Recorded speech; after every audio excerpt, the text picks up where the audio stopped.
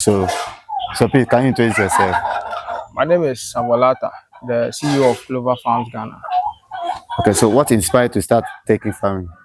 Okay, initially, right from my childhood journey, I wanted to, someone who is animal enthusiast. I wanted to rear animals, and then I got the chance to venture into turkey farming through a friend, uh, who is Henry Owusu. I saw what he's been doing, and I said, "Oh no, maybe I have the opportunity to venture into turkey farming." I wanted to rear animals, but I didn't know the right animal to go into. I started with chicken. I ended up they all died, so I decided to try the turkeys, and here I am. Okay, so starting the taking, what challenge do you face? Okay, initially when we started, I bought my first flock from my friend, a male and a female, and unfortunately, dogs attacked the female, so it ended up dying. So the first challenge that I encountered as a turkey farmer is predators. Predators attacked my burden, so I had to restock. I had to go in and get different females as well. That's how the journey began as my turkey farming. Okay, so what breed do you start with? So I started with the hybrid breeds. But currently I have so many breeds. I'll make mention of as we go on. Okay, somebody wants to start taking. What procedure that person need to Okay. go to? Okay, if you want to start turkey, you have to first of all get to know what you are venturing into. That's how I started mine. I spent time to learn more about the turkeys. And so if I notice anything, it's not something new to me because I've already learned about it. First of all, you learn about it, get to know the right stage that you can start with. Some people can start with the matured ones, some people too can start with the young ones. So if you know where you are best fit, then you go in for that particular aspect. Okay, so before we start, what breed do we have in taking? Okay, we have so many breeds. We have foreign breed. To make mention, we have the broad-breasted white, normally called BBW. We have the BBB, broad-breasted bronze. Yeah, we have Holland white. We have Bourbon red. We have blue slate. We have normal heritage. Other normal heritage. We have royal palm. Normally, we have different breeds, and we have breeds that we create as well. You can create your own breed if you mount a hybrid breed with a foreign breed. You will get F1 hybrid. The birds are quite bigger than the normal ones that we do normally see. So you can create your own breed as well. Okay, so as a me beginner, I want to start. What breed that you recommend for me to start with? Okay, looking at our weather system, I'll recommend maybe you start with the heritage, the normal breeds that we do have, the local ones. If you can start with the local ones, if you get to know more about the local ones, you can try and move a step forward. You can go in for the foreign ones. You can go in for hybrid breeds. Yeah, that's how the hierarchy should be. If you say you are starting afresh and you maybe start with the foreign one, you end up losing more interest in turkey farming. But if you start with the local breeds or the hybrid breeds, you are good to go. Okay, so should I go for day old or what's that as go starts for? Okay, so if you go in for day old, you have to first of all learn more things about brooding aspects, because some people do prefer the day old. If you are going in for day old, you have to learn more about the brooding aspect. Get your equipment, get your materials, know many things about brooding. How you're going to set up your brooding room or a brooder house. Know more about how day old turkeys to behave. Day old turkeys, if they lie at their back and you don't turn them, they will lie down till they die. They are quite fragile, so you have to know more about the brooding aspect of turkeys before you say you're going for day old. But if you're a beginner, maybe I will recommend you go in for a month old, 2 months old, or onwards. So they will can you take out to the procedure of they will if somebody bring they will check How are you going to brood it? yeah brood yeah. Okay, The procedure, we have a scheduled vaccination plan for how you're going to, which you're going to follow. Maybe when you receive your bird, you have to first prepare your brooder house, keep the normal body, the temperature at where it's supposed to be. Normally, when they are there, they do require a lot of it, but not so much. It approximately, let's say, 38 degrees Celsius in the brooder room is quite okay for them. You have to make sure that you've set up everything. And there's this challenge over there that you have to use a brooder paper or use the normal sawdust. Any of them. I've tried any of them, and both of them is quite okay. I don't know why there is been a challenge over there, but it's okay. But any of them, you can use either a brooder paper or you can use sawdust. Sawdust. It's not sawdust though. It's wood shaving. It's wood shaving. You have to use wood shaving rather. Sawdust is The the small dust one. ones, yeah, that's all. You have to use wood shaving. If the wood shaving is quite bigger, there's no issue. There's no issue with that. So you can use wood shaving. You have to get your glucose. Go to your glucose and put it in the water. You have to know the right dosage that you have to use, and you have to get your feed.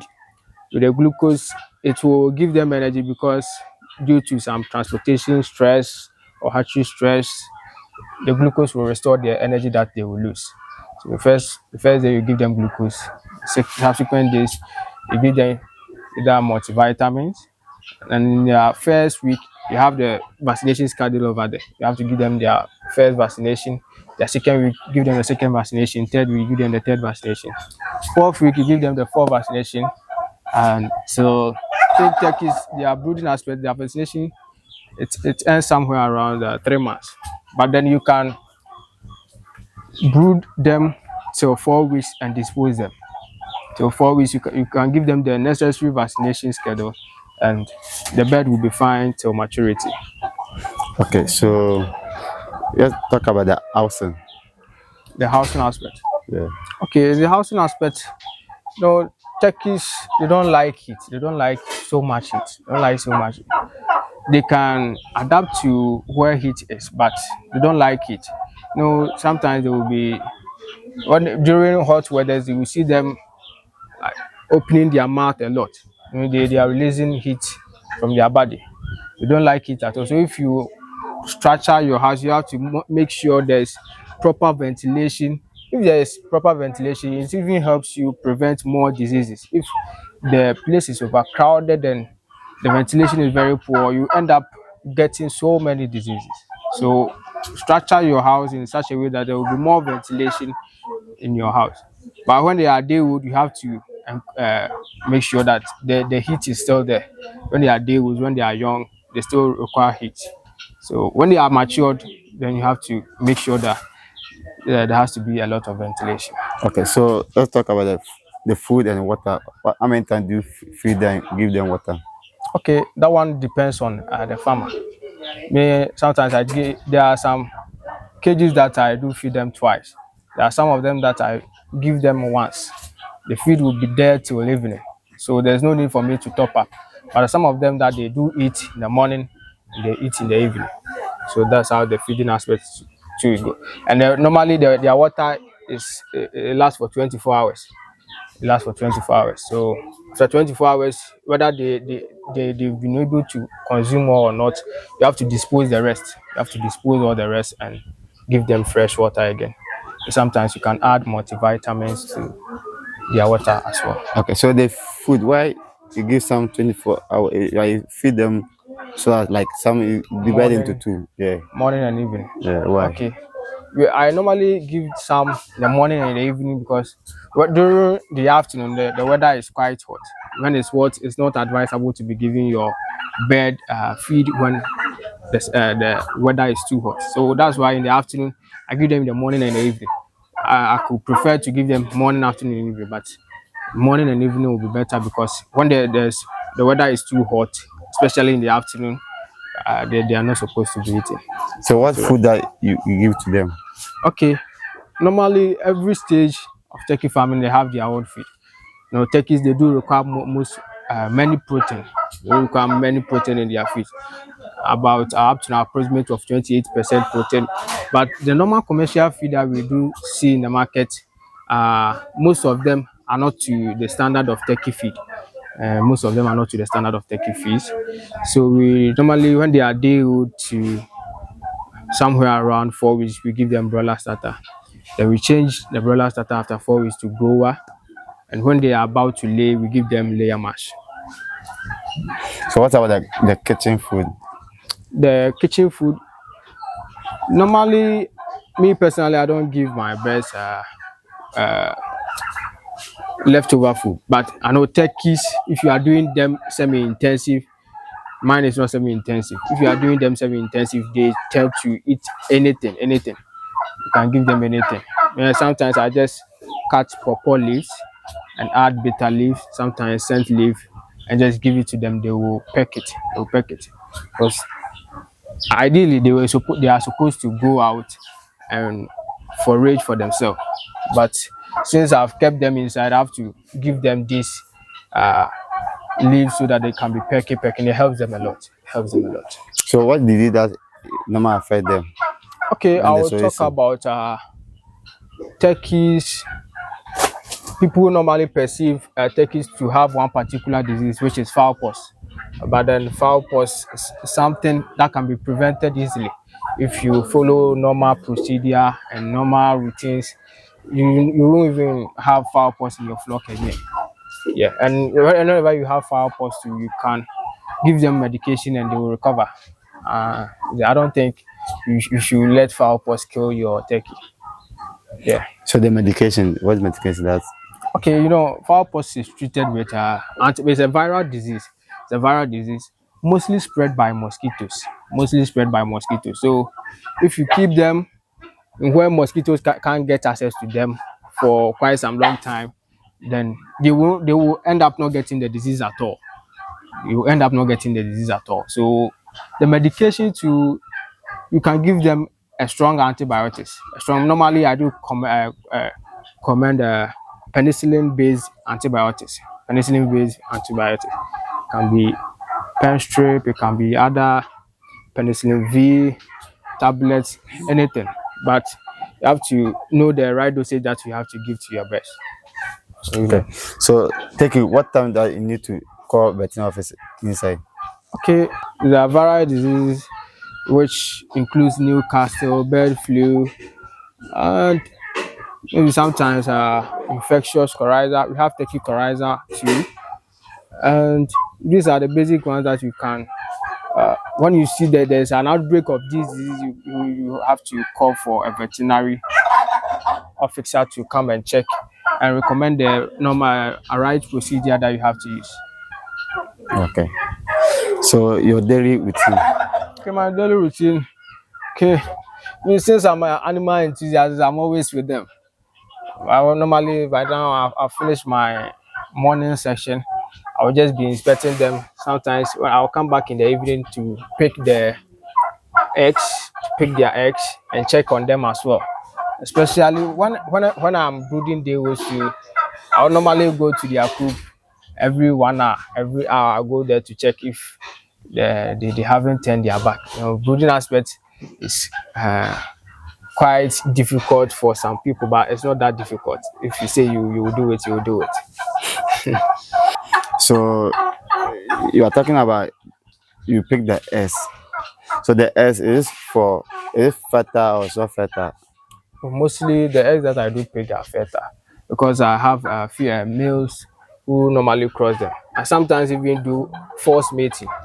Forced mating, I will talk about you. That one it's not all the males that can. It's not all turkey males that can perform forced mating. There are some of them that when you catch the female and you bend it down, the male will come and mate it. But some of them too, when you catch it and you bend it down, they will still run away because they fear you. But some of them too, they will come. So for me to get more fertility, I have some males that when you catch the female, they will bend. When you bend the female, they will come and they will still mate it. So the chance of getting high fertile eggs is very high. Okay. So how many months that the turkey can able to cross? Okay, ideally, it depends on how you feed it. Mostly, they tend to lay early. They tend to lay early, especially from 5 months, 2 weeks, 5 months, 2 weeks to somewhere 7 months. But on an average, 7 months period is it should start laying. If you feed it well, it will lay earlier before that. But if you don't feed it well, it can even delay to 10 months and it will not even lay. It can delay if you don't feed it well. But if you feed it well, it will lay early. But on average, it's supposed to be 7 months. Okay, so if it start late today, how long you finish lay and how long it starts hatching? Okay, that one too depends on the breed. That one too depends on the breed. There are some breeds, just like the foreign, if they start laying, they can lay for more than a month and they will still be laying. And I have some female turkeys over there, the Beben Red too. They can lay more than someone I think is been laying for 2 months, but their laying is not that consistent. Maybe if you lay today, tomorrow, and the next day after tomorrow, it will break for the following day. Yeah, and it will continue the subsequent day. They have breaks in their laying period. Okay, it's not every day they lay Every one. day. How many? How many? How many? Okay, I know turkeys can lay. Okay, it depends on how you feed it and the breed as well. Some can lay, maybe your first class, you should lay not less than 15. You can lay 15. Their first time laying, you can lay 15 to somewhere around 25. And it depends on the breed as well. So after laying, do you make the birds sit on the eggs or do you incubate for them? Okay, mostly I use incubator to hatch their eggs. And sometimes to if the bird goes molting, sometimes after laying, you see that all their feathers will fall off. Their feathers at their back. So if I see that you are going to molting and you are going broody, I will let you sit on a clutch of eggs, so that because when they go broody, it delays their process of laying egg again. So normally I don't allow even them to go broody. I use the incubator. So if they don't go broody, in a maximum of 2 or 3 weeks, they will start laying again. So that's the procedure that it's not a cheat though. That's what I've been using and it's very fine. The incubator goes, days Before. for Okay. hatching. All right. Normally, the incubation period for turkeys is 28 days. Okay. It has to take 28 days. But sometimes, if the condition is perfect for them, they can start hatching around 26 days. So 26 to 28 days. But ideally, it's supposed to be 28 days. Okay, so the price of your birds, if do you sell only eggs? No, currently I don't sell eggs because of the demand. The demand for day old and 1 month and 2 months old. Due to that, I don't sell their eggs at the moment. I normally hatch for people as day old. The day old depends on the breed. The prices depends on the breed. We have the normal hybrids. The normal hybrids, one goes for 65 cedis. And with the foreign breed, if we want the foreign breed, we do import them, and the price is not stable. The price is pegged against the dollar. If the Cedi appreciates, the price goes down. If the Cedi depreciates, the price goes up. So that's how the pricing is. And we have other breeds, the rare breeds, the Bourbon Red. The day old is 200 cedis. Currently, the day old is 200 cedis. We have other breeds too, but I don't have their day olds at the moment. The blue slate, and the day old will range from 450 to 450 cedis to 500 cedis. But I currently don't have their day olds at the moment.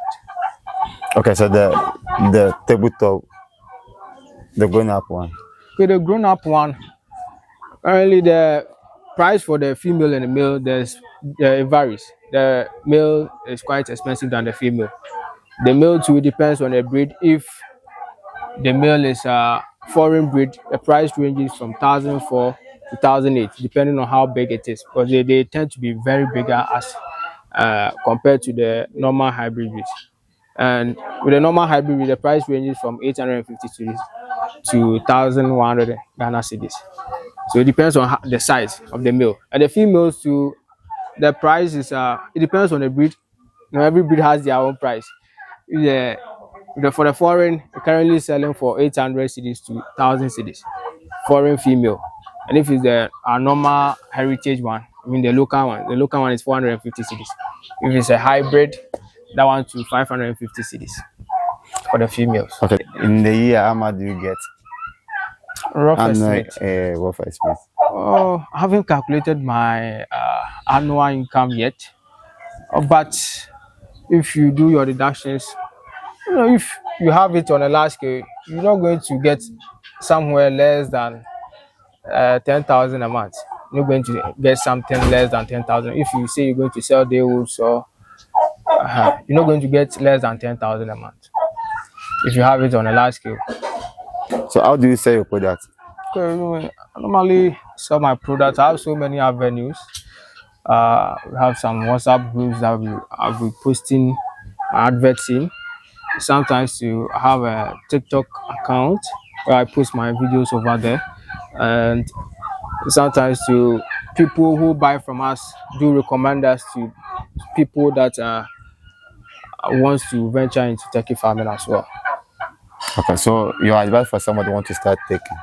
Okay, so if you want to start turkey farming is lucrative. Maybe it's not that lucrative out there. It's very lucrative when you are in it. So if you want to start turkey farming, get the right expert to guide you, and you are good to go.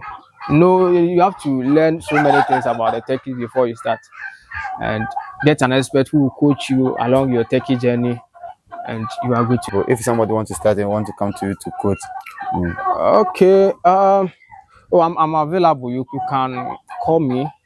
Just that my schedule is quite tight.